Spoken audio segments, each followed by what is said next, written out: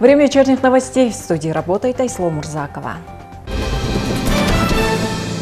Президент Садыр Джапаров подписал закон Кыргызской Республики о внесении изменений в закон о нотариате. Закон принят в целях внедрения гуманизации при выдаче и отзыве лицензии на право занятия частной нотариальной деятельностью. Так, вносятся следующие изменения в закон Кыргызской Республики о нотариате. Пункт 5 части 8 статьи 4 изложен в новой редакции, согласно которому лицо, ранее совершившее умышленное преступление, независимо от того, снято или погашена по нему судимость, или в отношении которого уголовное дело преследования по тяжким и особо тяжким преступлениям прекращено по нереабилитирующим основаниям, не может быть нотариусом Кыргызской Республики. В пунктах 4-7 части 1 статьи 17 вносятся изменения, согласно которым приостановление действия лицензии осуществляется Министерством юстиции в том числе случаях недоведения до сведения Министерства юстиции в течение 30 дней об изменении сведений, необходимых для внесения в государственный реестр частных нотариусов, до 1 месяца. Нарушение частным нотариусом порядка совершения нотариальных действий или иных нормативных правовых актов, регулирующих нотариальную деятельность, по результатам проверки деятельности нотариуса на период прохождения дополнительного обучения по повышению квалификации в порядке, установленном Нотариальной палатой. Нарушение Кодекса профессиональной этики частного нотариуса по представлению Нотариальной палаты до 1 месяца. Сдача в бумажном и электронном виде архивных документов в Нотариальный архив с нарушением срока до 30 календарных дней до 1 месяца. Пункт 2 части 3 статьи 18 изложен в новой редакции, согласно которой отзыв лицензии производится в том числе по основаниям наличия постановления о прекращении уголовного дела или уголовного преследования в отношении лица, ранее совершившего умышленное преступление, независимо от того, снята или погашена по нему судимость, или в отношении которого уголовное преследование по тяжким и особо тяжким преступлениям прекращено по нереабилитирующим основаниям. Предложение первой части 2 статьи 29 изложить в новой редакции, согласно которой размер оплаты за услуги по подготовке проектов, документов и другие услуги частных нотариусов определяется методикой определения размера оплаты за нотариальные услуги, утверждаемой Министерством юстиции по согласованию с Нотариальной палатой. Президент Садыр Джапаров подписал указ об учреждении ежегодной премии президента Кыргызской Республики «Мейкин» в области медиа и журналистики.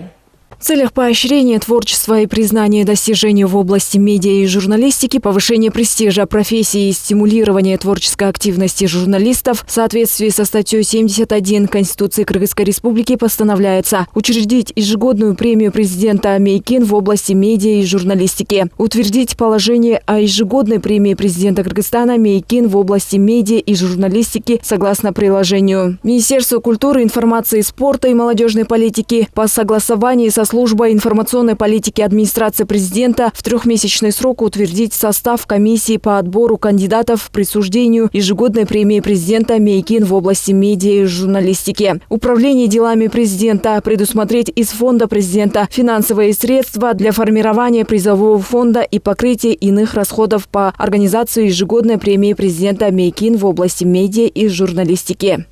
Также президент Садыр Джапаров подписал закон Кыргызской Республики о внесении изменений в закон Кыргызской Республики о дорожном движении, кодекс правонарушениях. Принятым законом вводятся понятия «пешеход», «средства индивидуальной мобильности». Кроме того, статья 190 Кодекса Кыргызской Республики о правонарушениях изложена в новой редакции, согласно которой предусмотрена ответственность, в том числе за нарушение правил дорожного движения лицом, управляющим средством индивидуальной мобильности. 29 февраля оперативниками СБ Нонгувы Чуйской области поступила информация о том, что некие граждане на протяжении длительного времени занимаются сбытом наркотических средств гашиш на территории Чуйской области.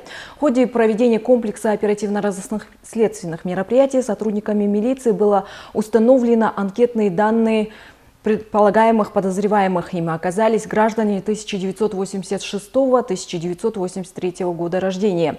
Последний гражданин иностранного государства, которые в целях личного материального обогащения создали устойчивый канал по сбыту наркотических средств. Оборот денежных средств осуществлялось через электронные кошельки. 9 июня подозреваемые в порядке статьи 96 Уголовно-процессуального кодекса Кыргызской Республики по подозрению в совершении указанного преступления были задержаны и водворены в изолятор временного содержания.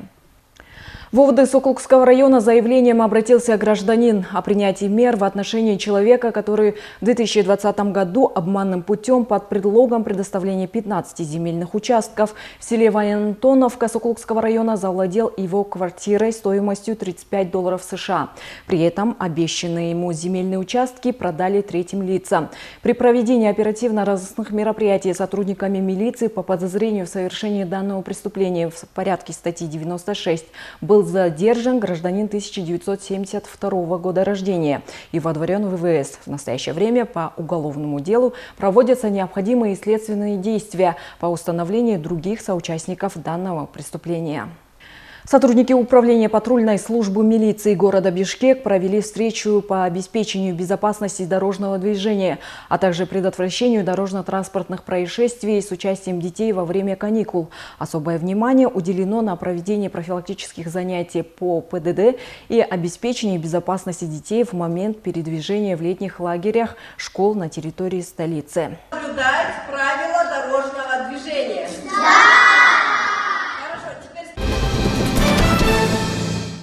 В Высокотинском районе успешно продвигается внедрение контрольно-кассовых машин. На сегодняшний день установлено около 2000 аппаратов. Почти 99% предпринимателей добросовестно пробивают чеки. Крупные товаропроизводители поддерживают нововведения, способствующие прозрачности бизнеса. Внедрение системы контрольно-кассовых машин продвигается успешными темпами. В Высокотинском районе на сегодняшний день установлено около 2000 контрольно-кассовых аппаратов, на которых работают местные предприниматели. Из них 99% добросовестно пробивают чеки.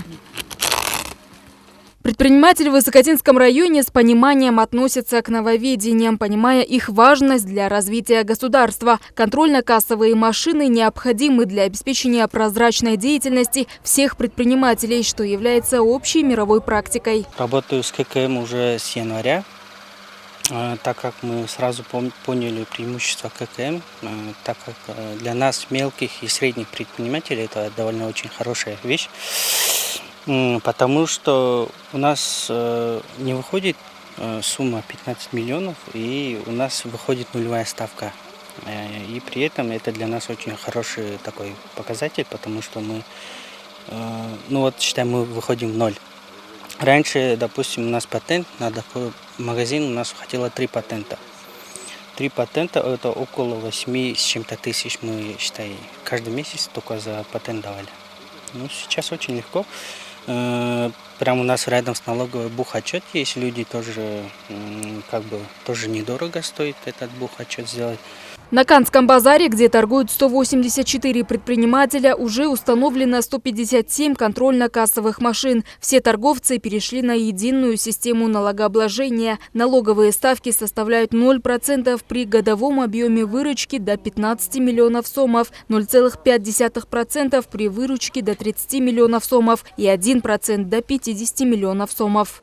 С предпринимателями проблем нету, уже все понимают, хорошо выбивают чеки, перешли на единую систему налогообложения, как говорится, упрощенную систему налогообложения. Как вы сами уже знаете, до 15 миллионов они отчеты сдают по нулевой системе. Отчеты вообще не сдают, чеки выбивают. По данным Государственной налоговой службы, в настоящее время в Высокотинском районе 80% предпринимателей, работающих в магазинах, перешли на использование ККМ. На рынках около 90% предпринимателей перешли на единый налоговый режим. Налоговая районная инспекция на постоянной основе проводит разъяснительные работы. Также действует единое окно, где можно получить всю необходимую информацию. С внедрением системы ККМ у нас в районе есть хорошие подвижки. На сегодняшний день около 2000 контрольно-кассовых аппаратов установлены. На них работают наши предприниматели. Сейчас уже все они настолько привыкли, что всем, почти 99% всем они пробивают чеки. Даже тем, кто не спрашивает, мы при выезде, при обходе, мы это своими глазами видели, везде, где есть контрольные кассовые аппараты, на всех аппаратах пробиваются чеки. И люди как-то уже к этому привыкли. Но, конечно, я далек от того, что прям 100% все спрашивают чеки. Бывает, да, не спрашивают многие. А так, кто спрашивает, кто вот есть мотивация на то, чтобы участвовать вот на разных этих, да, вот, марафонах, где призы выигрывают. Поэтому вот народ заинтересован спрашивать, чтобы пробивали чеки. Ранее предприниматели, работающие по патенту, платили по 3000 сомов в месяц за патент и страховой полис. В настоящее время они освобождены от налога, так как работают по нулевым ставкам. С переходом на контрольно-кассовые машины они платят только за страховые взносы, которые составляют 912 сомов. В начале года были проблемы. Они не хотели установить ККМ. Они все хотели работать по патенту. Они понимали, это как будто ловушка. Сейчас мы реальную выручку мы покажем, потом налогом будет облагать, там всякие разговоры были. Сейчас мы постоянно проводим разъяснительную работу, уже установлены кассовые аппараты. Например, в прошлом году мы получили 200 штук бесплатных аппаратов. В этом году тоже получили 200 штук бесплатных аппаратов.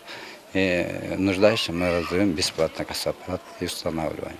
И постоянно проводим разъяснительную работу, как выбивать чек, потребовать, когда поставщики поставляют товар, чтобы они попросили ЭЦТН и электронный счет товара, электронный счет фактуры.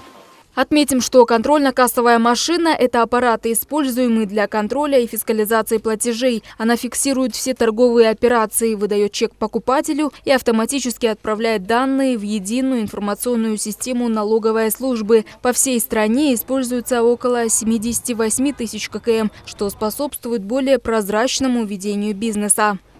Сымбат Алмазова, Эсенбек Усенов, УТРК, Чуй, Сокотинский район. В Кыргызстане с 25 июня запускается обязательная регистрация всех мобильных телефонов в государственной системе идентификации. Регистрация осуществляется оператором идентификации на безвозмездной основе при участии уполномоченных государственных органов и обязательном предоставлении подтверждающих документов. Для бесплатной регистрации мобильных телефонов всем субъектам экономической деятельности необходимо направить список имей-кодов устройства и ниже перечисленные подтверждающие документы в электронном формате на адрес электронной почты оператора идентификации importer@email.kg.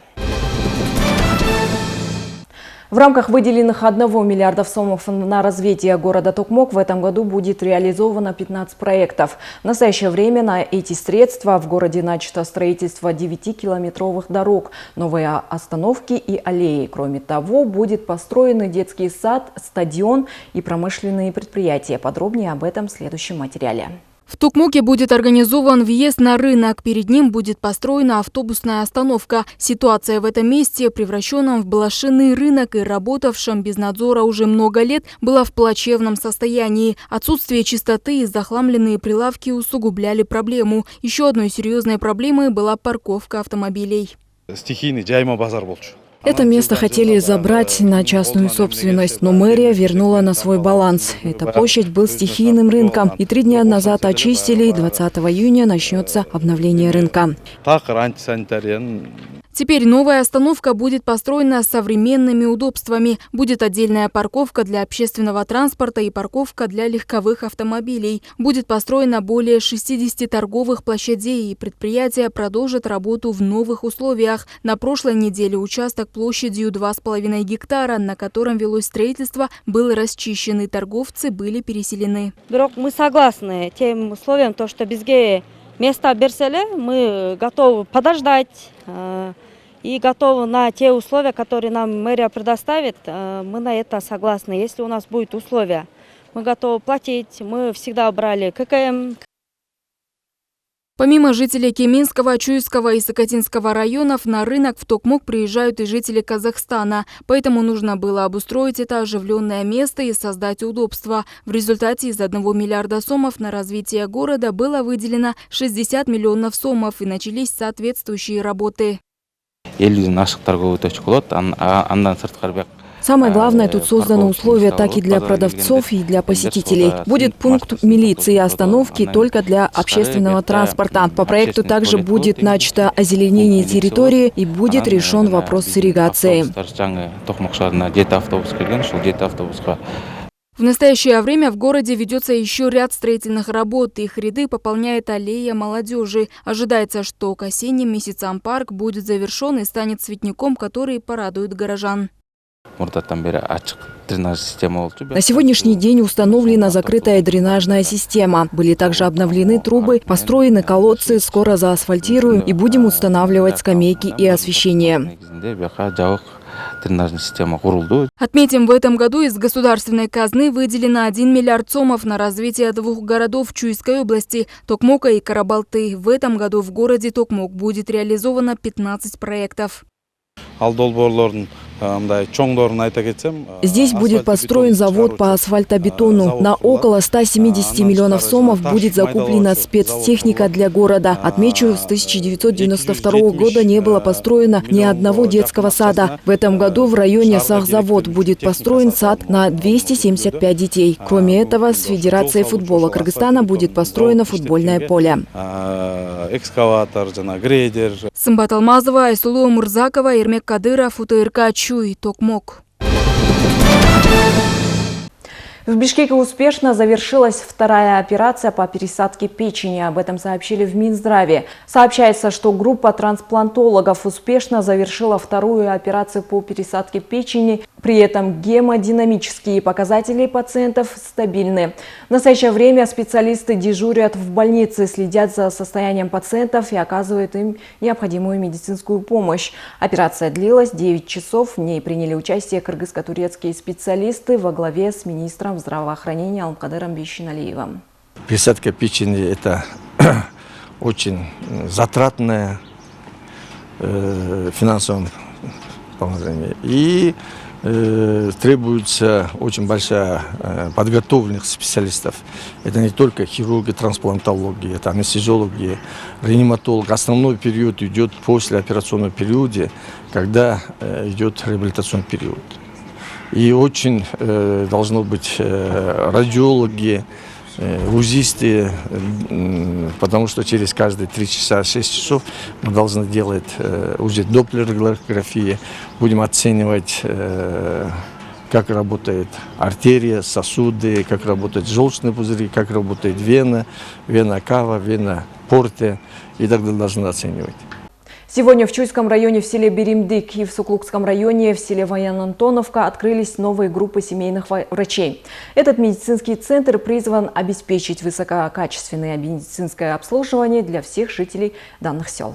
На церемонии открытия группы семейных врачей приняли участие министр здравоохранения, полномоченный представитель президента в Чуйской области Канат Джумагазиев, представители государственного и частного партнерства, а также сотрудники больницы. Министр выразил уверенность в том, что новая группа семейных врачей сможет значительно улучшить доступность и качество медицинской помощи для всех категорий населения данного района. С нашим Айлем Кенгешем глава много трудились, чтобы выиграть вот этот фонд. И наши обратились в катарский фонд, и к нам вот прошлый год 11 миллионов они выделили. Сегодняшний день, как вы видите, там односельчанов радости, там сами видите, потому что здесь миграция большая, и за это вот очень нуждающиеся мы были. Там ГИС у нас была до этого, она маленькая, это филиал будет. В рамках государственного и частного партнерства группе семейных врачей в Чуйском районе было выделено 5 миллионов и 600 тысяч сомов, а группе семейных врачей в Сокулукском районе было выделено 11 миллионов сомов. Следует отметить, благотворительный фонд Катара выделил на постройку 10 миллионов и 400 тысяч сомов, а Аил Окмыту Военно-Антоновке выделил 600 тысяч сомов. Данный медицинский центр оборудован современным оборудованием и оснащена высококвалифицированным медицинским персоналом. Здесь будут оказываться профессиональные медицинские услуги с использованием самых современных методов диагностики и лечения. Здесь у нас будет работать где-то 18 человек, в том числе 3 семейных врача. Из них будет 1 гинеколог и 2 семейных врача. В числе будут кардиолог будет, педиатр будет и 1 уролог мы сюда планируем. Также будут делаться прививки, то есть у нас будет прививочный кабинет, у нас будет кабинет НКЛ, где будут получать лечение больные туберкулезом. Обязательно будет работать лаборатория. У нас лаборатория хорошая, планируется биохимические анализы, клинические анализы делать. В селе Военная Антоновка проживает более 22 тысяч жителей, и открытие этой группы семейных врачей – это важный шаг в развитии здравоохранения. Она поможет сделать медицинскую помощь более доступной и эффективной для всех жителей района. Мы уверены, что новая группа семейных врачей станет надежным и опорным пунктом для заботы о здоровье наших соотечественников. Айкен Муратбекова, Самаган Тайрбеков, УТРК Чуй. В Бишкеке 16 июня праздничная утренняя молитва пройдет в мечетях. Как сообщили в мэрии, целью снижения дорожных заторов и целью с учетом проводимых в столице работ по реконструкции дорог и прилегающих к ним объектов, муниципалитет рекомендует всем горожанам в праздничный день Курбан-Айт воспользоваться бесплатным общественным транспортом. Так, в это воскресенье горожане могут беспрепятственно доехать до мест прочтения молитвы с 5:30 утра до 11:00 бесплатно на автобусах и троллейбусах муниципалитета. Управлением Россельхознадзора прокомментировали ввоз на территории Кировской области первой партии клубники весом 3900 тонн из Кыргызстана. В ведомстве сообщили, что за аналогичный период 2023 года в регион данная продукция не поступала. По месту прибытия партии сотрудниками управления совместно со специалистами был проведен контроль на товаросопроводительных документов и отбор проб. На указанную продукцию имелся фитосанитарный сертификат. По результатам проведенного карантина фитосанитарного контроля карантинных организмов в клубнике не обнаружено. На этом у меня все. И эти и другие новости более подробно вы можете узнать на нашем официальном сайте УТРК Чуй, а также в социальных сетях Instagram, Facebook УТРК Чуй. С вами была Ислом Мурзакова. Ну а далее прогноз погоды на завтра.